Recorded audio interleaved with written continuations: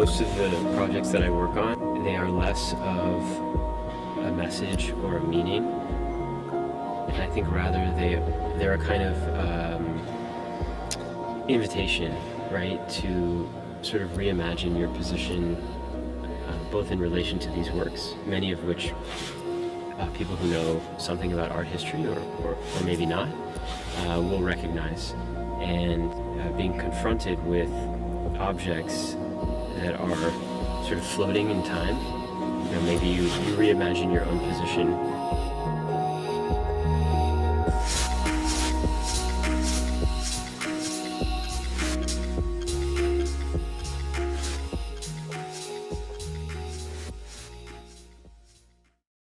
And so these works were three-dimensionally scanned, the smaller version, blown up, 3D printed, and then the erosions were placed in. And in the beginning, I was really trying to capture some of the quality that exists in these works between the reflective sort of feeling of growth in the actual crystals and the matte quality of the rest of the works.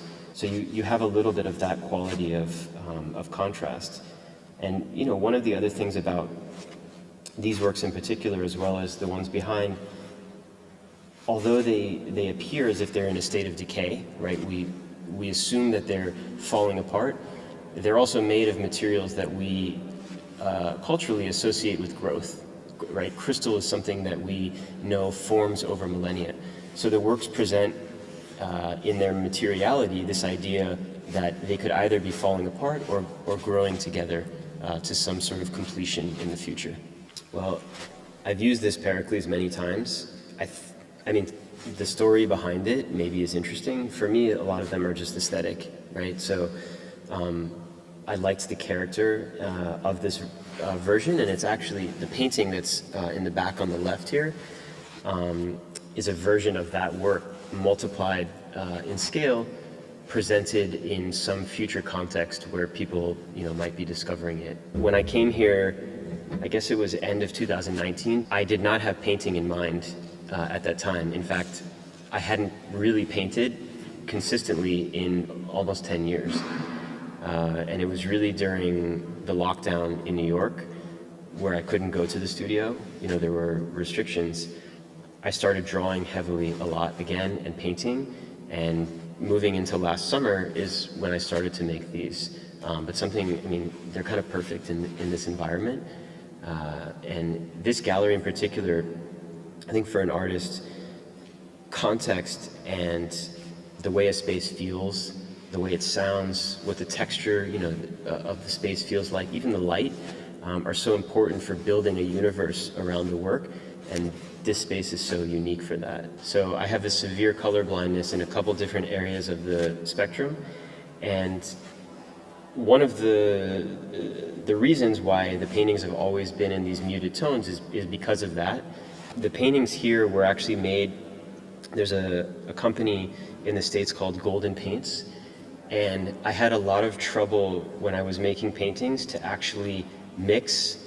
I could do a part of a painting and then returning to it the next day and trying to match the tonality, the color, proved extremely difficult, especially in different lighting conditions. And so Golden actually pre-mixed all of these paints for me in a full gradient. So there's 12 different colors, or 12 different tones, each in the same universe. So I know when I go back to number 6 that it is what it is.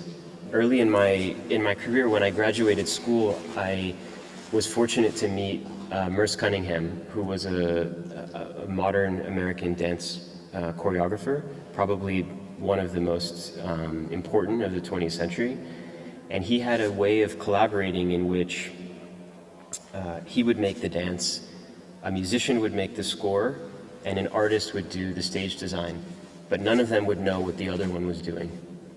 It was an idea to sort of remove his own taste out of the work. So he could pick the artist, but he would allow them to do whatever they wanted.